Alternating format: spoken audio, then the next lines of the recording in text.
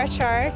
I'm the program manager at City Growers. We're a nonprofit operating on Brooklyn Grange Rooftop farms. I'm not from New York, but I idolize New York. There isn't really much difference between the two farms. This farm, a little bit more than an acre, is slightly larger than the one in Queens. They both produce about the same amount of food. Here we've got chard.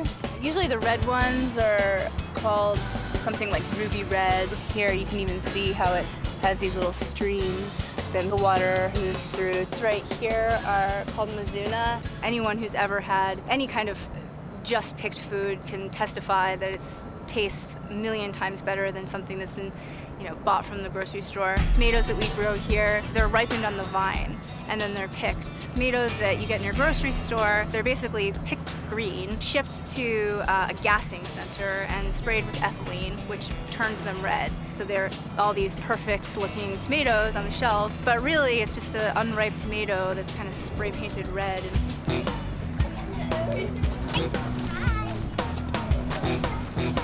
we talk about what's happening on the farm, I want you guys to all look off of the farm.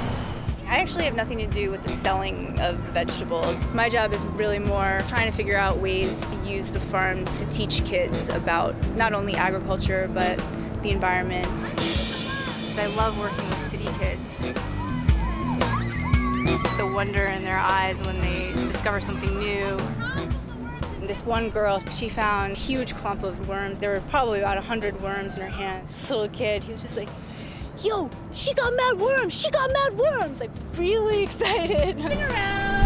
I'm kind of a big kid myself, kind of see things from their level. The kids actually get to act like bees and pollinate flowers. I'm gonna need a couple of volunteers.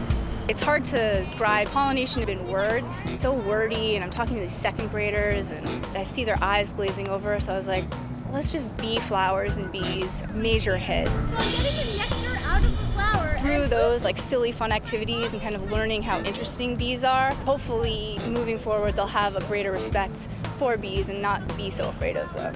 Having a healthy environment makes us healthier. Having clean air and clean water is going to give us healthier, cleaner food.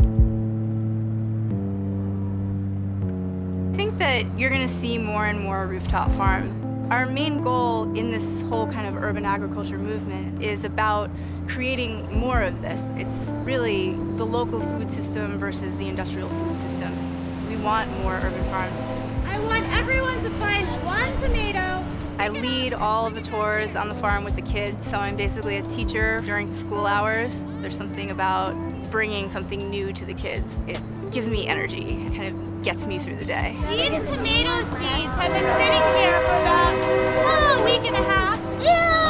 And the reason I've been in this urban agriculture world going on 5 years now. My dream for urban farming is to have more of them on top of schools because they're just such a wonderful learning laboratory. I have a daughter. She's going to be a city kid. She's going to be 2 pretty soon. I want her to have access to rooftop farms because not having grown up in New York City myself, the one thing I worried about was her missing the opportunity to really connect with plants and soil and have opportunities to explore kind of the natural world. Hopefully, by the time she's in public school, her school will have a rooftop farm on top, and maybe I'll be running it.